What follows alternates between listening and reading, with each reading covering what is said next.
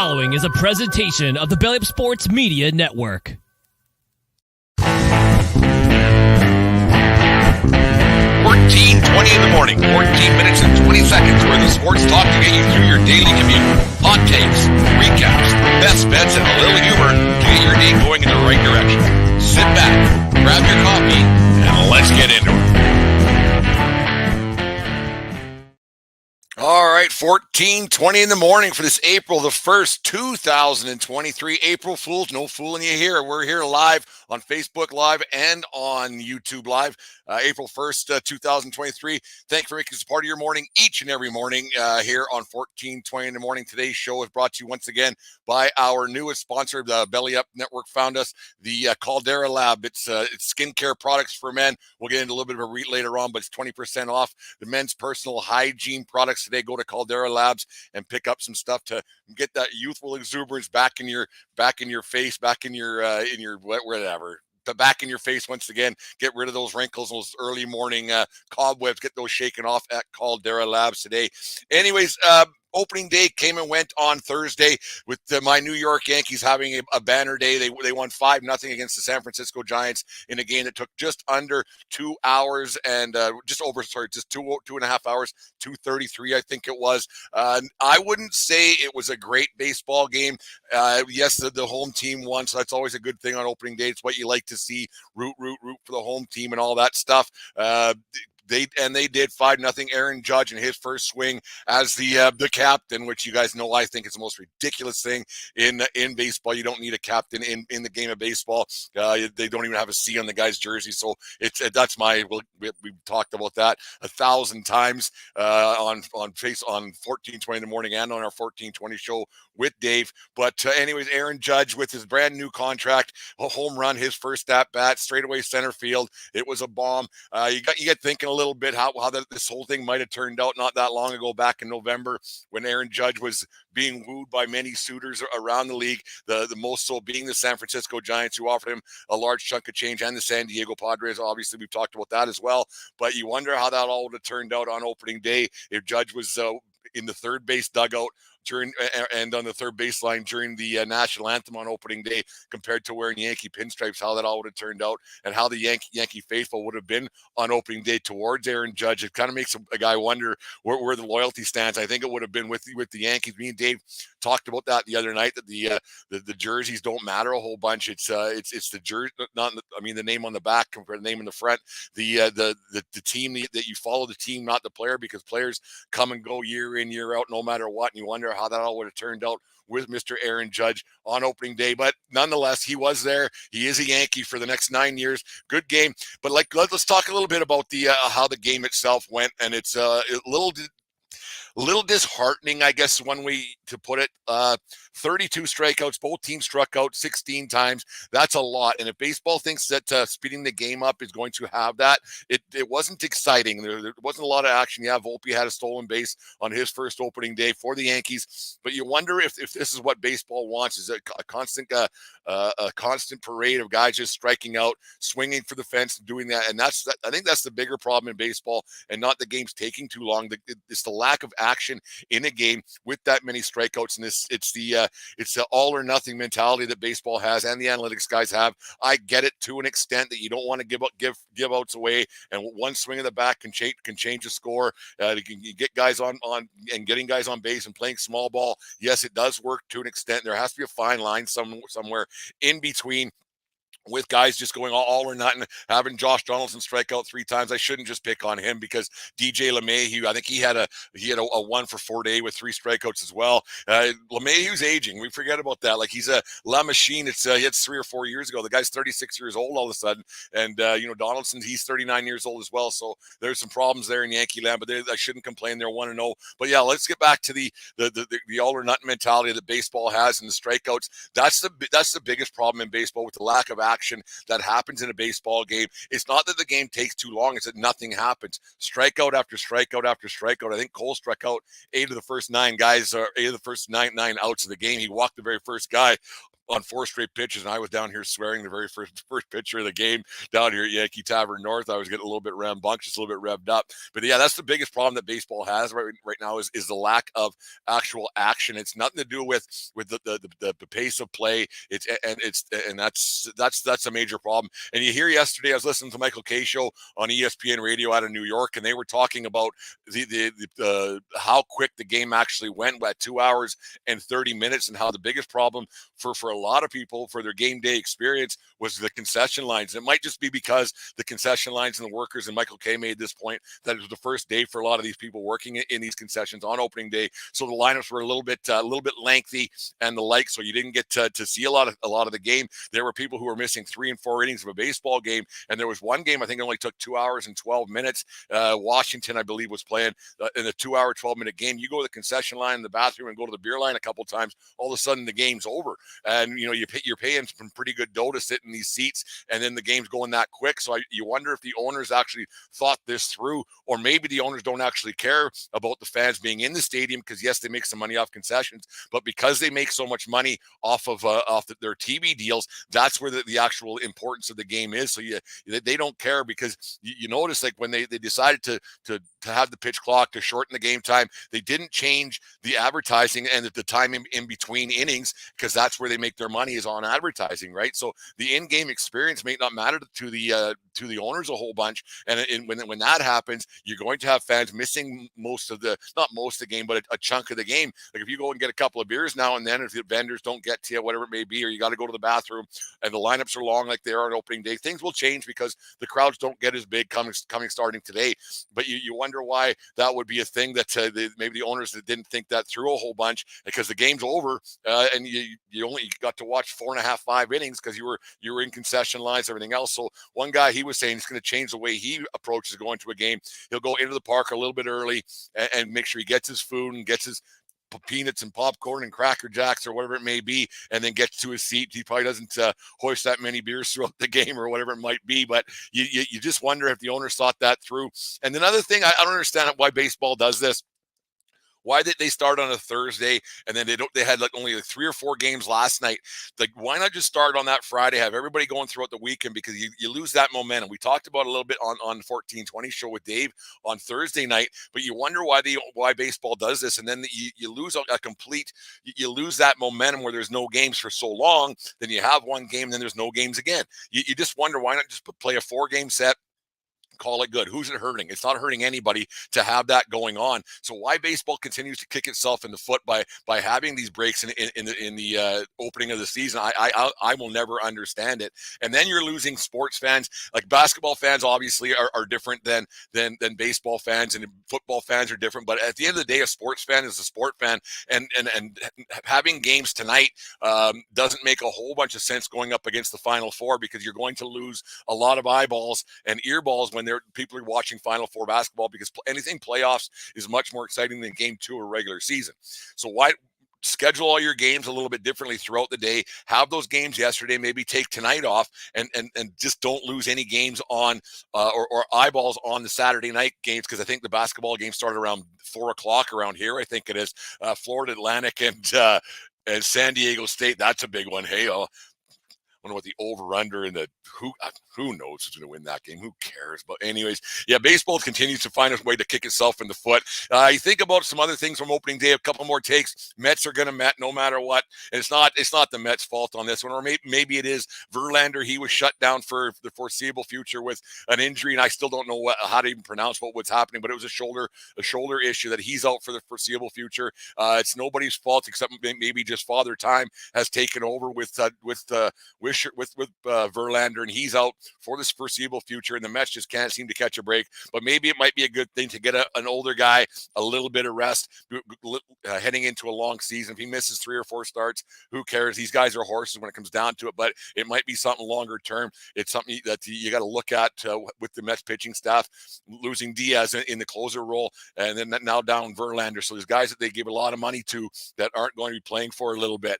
Another thing I want to take is I put up a poll on Twitter yesterday about Ohtani, and this has been a topic of conversation for a long time. I'm half wrong already on what's going to happen with the Mets, and I said Manny Machado is going to end up there. I said it back in, I think it was December, just a screaming hot take that never really materialized because he signed the extension already. So that part of what's going to happen. But I also said that Ohtani is going to end up with the Mets, and I put that out on Twitter yesterday. I said, will Ohtani end up finishing the season with the Mets? And it was about 60-40 the way that came out. That was going to be a no, that Ohtani will not, the Angels. He won't finish the season with the Angels. Where he's going to go, who knows? But Ohtani's in a situation where he had another great start, 6 innings, 10 strikeouts, only gave up 2 hits. And, of course, the Angels lost to the lowly Oakland A's. It's nice of the Oakland A's win a baseball game. Root for the home team on opening day, and they got that win for my main man Nathan Yuen of Belly Up Sports. He was I think he went to the game that night too, but he's down the San Diego State guy. Not San Diego State, San Jose State, sorry. You wonder what's going to happen there with Ohtani and with the A's. They just can't seem to do anything. That kind of talent and only and lose a game to the A's, you can't do that. And that's going to be the thing throughout the season. You're going to see them. They might finish 500. Some people have them being a playoff team. I don't. I think that division is too tough. You have the perennial. Well, you have the World Series champion. Houston Astros, and Seattle's an up-and-coming team that's really good. They were a playoff team last year. I can't see the Angels doing anything. So once again, the Angels are going to Angels, and nobody will know who Mike Trout is once again. The only thing you might know about the Angels this year is this Rendon, I think his name is. What the heck's he doing engaging with a fan? And it kind of goes back. We talked about the other morning a little bit. We touched on it.